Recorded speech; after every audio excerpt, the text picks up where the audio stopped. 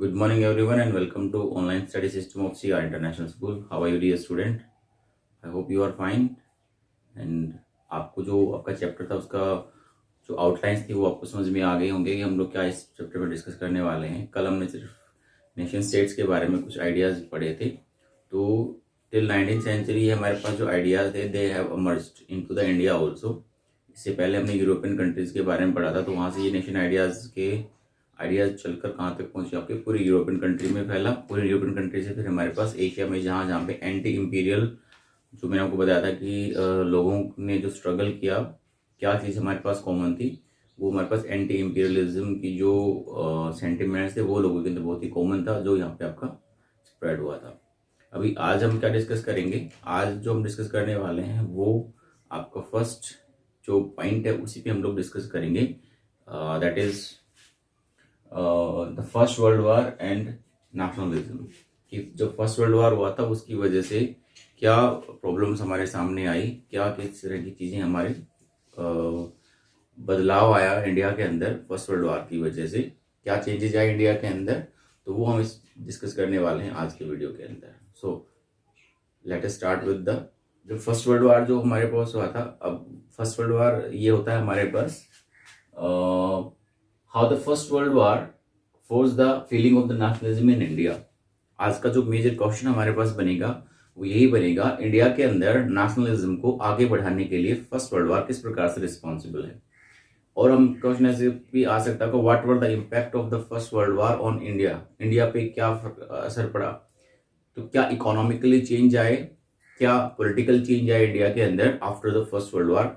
That after going through this video you will come to know about all this.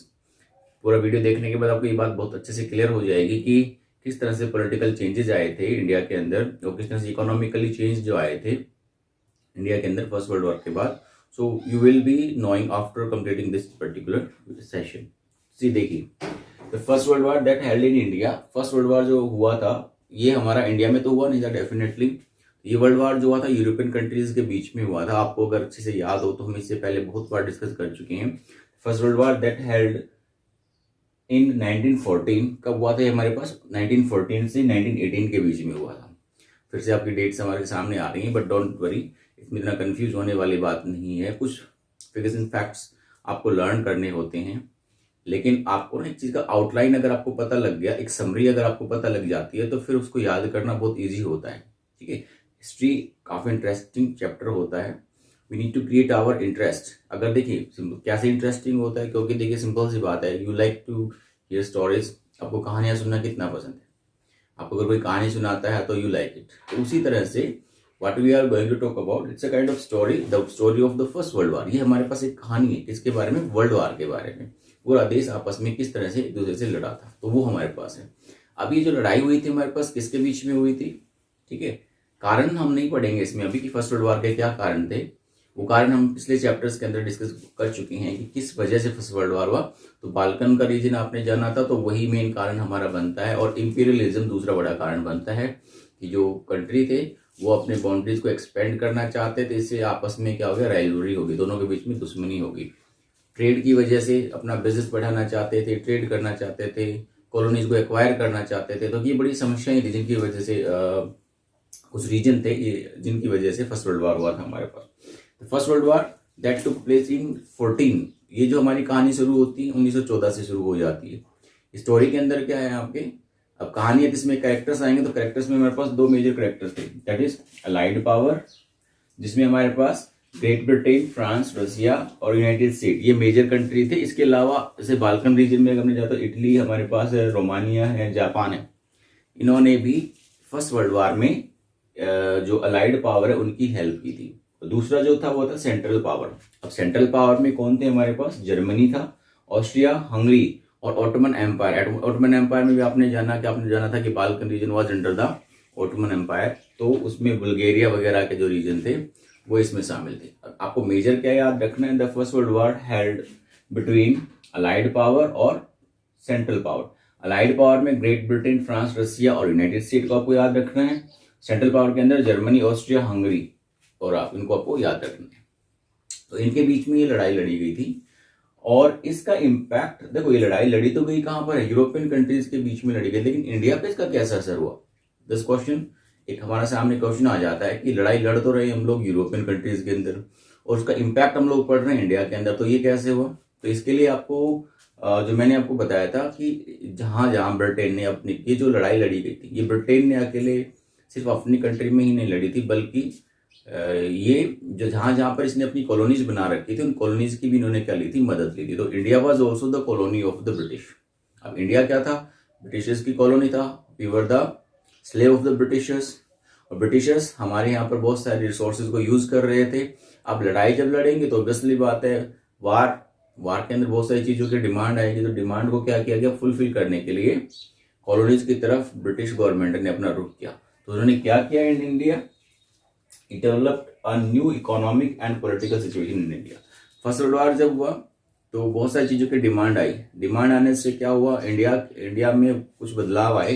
तो ज्यादातर जो बदलाव हम देखेंगे हमारे पास इकोनॉमिकली जो चेंज आए वो हम देखते हैं कि कुछ इकोनॉमिकली चेंज आए थे और कुछ पॉलिटिकल सिचुएशन में बदलाव आए, यानी कि लोग पॉलिटिकली अवेयर हुए थे। In other words we can say कि जो वर्ल्ड वार के बाद जैसे इंडिया जो था उसके अंदर इकोनॉमिकली चेंज आए और पॉलिटिकली चेंज आए। क्या इकोनॉमिकली चेंज आए, क्या पॉलिटिकल चेंज आए, लेट अस डिस्कस दैट। देखिए, world war increase the defence expenditure. जब वर्ल्ड वार हुआ तो उस समय डिफेंस यानी कि जो ब्रिटेन था या जो दूसरी अलाइड पावर थी, इनको अपनी सुरक्षा के लिए बहुत सारा पैसा खर्च करना पड़ा, दूसरे इक्विपमेंट्स की रिक्वायरमेंट हुई। The war created the more expenditure on the defence and demanded for the war related item. जो वार रिलेटेड आइटम्स थे, टैंक है, गोला बारूद है, आर्मी है, ये सब की क्या रिक्वायरमेंट बढ़ती चली गई and this demand were fulfilled increasing the tax. अब ये डिमांड को पूरा करने के लिए क्या चाहिए होता था, पैसा चाहिए था। अब पैसा कहां से आता, ब्रिटिशर्स तो अपने एंगेज थे किसमें, वार के अंदर। तो उन्होंने क्या किया, जहां जहां इन्होंने अपनी कॉलोनीज बना रखे थे, कॉलोनीज में जाके क्या कर दिया, अपने टैक्सेस को इंक्रीज कर दिया एंड इन्होंने वहां पे टैक्सेस लेने के नए तरीके भी इवॉल्व गए, जिसमें आपका इनकम टैक्स भी आता है। तो they introduced the income tax so that the income can be generated, ताकि इनकम क्या की जा सके, जनरेट की जा सके। तो ये लड़ाइयां लड़ रहे थे और इसकी वजह से क्या चाहिए, इनको पैसे की डिमांड की रिक्वायरमेंट थी। इन्होंने इंडिया को अपनी टारगेट बनाया, अपनी जहां पे भी कॉलोनी थी वहां पे इन्होंने अपना टारगेट बनाया और वहां पे क्या किया, टैक्सेस को इंक्रीज कर दिया। अब टैक्सेस इंक्रीज करने से क्या हुआ, इंडिया की जो पॉपुलेशन थी उसमें क्या गड़बड़ी देखी। ऑलरेडी इंडिया को बहुत ज्यादा एक्सप्लॉइटेड किया जा रहा था ब्रिटिशर्स के द्वारा, बहुत ज्यादा पैसा वगैरह जो था, कच्चे माल जो हमने पढ़ा था स्टोरी, कच्चे माल की जो डिमांड जो थी वो आपका ब्रिटिश में बहुत ज्यादा थी, क्योंकि इंडस्ट्रियलाइजेशन हो गया था वहां पे, मैन्युफैक्चरिंग गुड्स हमारे इंडिया के अंदर आता था। So all this we have already discussed, और भी हम इसमें भी रेफरेंस ले लेंगे आगे बाद में, अभी हम जब आएंगे आगे नेक्स्ट क्लासेस के अंदर, तो आप ये रेफरेंस आ जाएंगे कि किस तरह से ब्रिटिशर्स ने यहाँ से रॉ मटेरियल को ले जाकर कहाँ पे, ब्रिटेन में उसको प्रोसेस किया और प्रोसेस करने के बाद इंडिया के अंदर वापस लेकर आए। ठीक है, so price of the essential commodities increase, it doubled between 1913 and 1918। अब इससे हुआ क्या देखिए, जैसे टैक्सेस बढ़ा दिए गए तो प्राइसेस क्या होगी आपकी, इंक्रीज होगी। हर एक चीजों के प्राइसेस क्या होगी आपके, जब कोई चीज पर टैक्स लगाया जाता है तो ऑब्वियसली बात है वो महंगी हो जाती है। तो यहाँ पे हर एक चीजों के प्राइस क्या हो गए आपके, महंगे हो गए, और प्राइसेस इतने महंगे हो गए, वार की वजह से प्रोडक्शन क्या था आपका, डाउन हो गया चीजों का, और जो प्राइस थे वो बढ़ते चले गए। इससे क्या हुआ, जो प्राइसेस थे वो डबल हो गए 1913 से 1918 के बीच में। जब फर्स्ट वर्ल्ड वॉर लड़ाई लड़ी गई, जो फैक्ट्रियां थी वो बंद हो गई, प्रोडक्शन जो था वो आपका हो नहीं रहा था। इसकी वजह से क्या हुआ, जो प्राइसेस थे चीजों के वो क्या हो गए, बहुत ज्यादा इंक्रीज हो गए, इंक्रीज अ लॉट, और वो इतने ज्यादा हो गए कि प्राइस डबल हो गए विद इन 5 ईयर। 5 ईयर के अंदर प्राइस जैसे क्या हो गए, डबल्ड हो गए। अब जब प्राइस जो थे डबल्ड हो गए, लोगों को और भी ज्यादा प्रॉब्लम सामने, एक तो टैक्सेस इंक्रीज हो गए, दूसरा जो उनकी डेली रूटीन की कमोडिटीज थी उनके प्राइसेस भी बहुत ज्यादा इंक्रीज हो गए, डबल हो गए। So common people face extreme hardship in their daily life. तो जो कॉमन लोग थे उनको बहुत ज्यादा मुश्किल हो गया अपना जीवन को व्यतीत करना, क्योंकि एक तो उनके पास इनकम नहीं है, इनकम है तो उसके लिए टैक्सेस पे करना है, टैक्सेस के साथ साथ प्राइसेस भी चीजों के बढ़ गए, तो उनके लिए प्रॉब्लम हो गया अपने डे टू डे रूटीन की, अपने डेली रूटीन को, लाइफ को लीड करना। What happened, what another major were adopted by the Britishers, ये तो टैक्सेस इंक्रीज किए, उसकी वजह से इतनी सारी प्रॉब्लम आ गई। दूसरी क्या था, जो ब्रिटिशर्स थे उनको सिर्फ पैसे की ही जरूरत नहीं होती, they also want soldiers, soldier की भी रिक्वायरमेंट होती है। And how they get the soldier, कैसे मिलते सोल्जर, दे स्टार्टिंग रिक्रूटमेंट, फोर्स रिक्रूटमेंट। इन्होंने क्या किया, फोर्स रिक्रूटमेंट निकाला, कहाँ पर, ब्रिटेन के अंदर। ब्रिटेन में क्या किया गया, ब्रिटिश जो हमारी कॉलोनी थी इंडिया के अंदर इन्होंने क्या किया, फोर्स रिक्रूटमेंट करना स्टार्ट, यानी कि लोगों को जबरदस्ती आर्मी के अंदर इन्होंने भर्ती करना शुरू कर दिया। हालांकि लोगों की विलिंग नहीं थी, लोग नहीं चाहते थे, क्योंकि सिंपल सी बात है, लड़ाई जो रहा, ब्रिटेन लड़ रहा है, कहाँ पे लड़ रहा है, यूरोपियन कंट्रीज के अंदर लड़ रहा है, तो हमारा क्या रोल है उसमें, why we should enter in that, हम क्यों एंटर करें वहां पे। तो लोगों की फीलिंग इस तरह से थी, and though people did not want to join the army, लोग आर्मी को ज्वाइन नहीं करना चाहते थे। तो इन्होंने क्या किया, जबरदस्ती लोगों को क्या कर लिया, आर्मी में भर्ती करना शुरू कर दिया, ताकि जो वार से रिलेटेड प्रॉब्लम है, जो सोल्जर्स की सप्लाई, वो क्या कंटिन्यू करते रहे। ठीक है, so force recruitment was done by the Britishers that led wide spread. अब इससे हुआ क्या, जबरदस्ती लोगों को जब आर्मी में भर्ती किया गया, तो लोगों के अंदर बहुत ज्यादा गुस्सा फैल गया।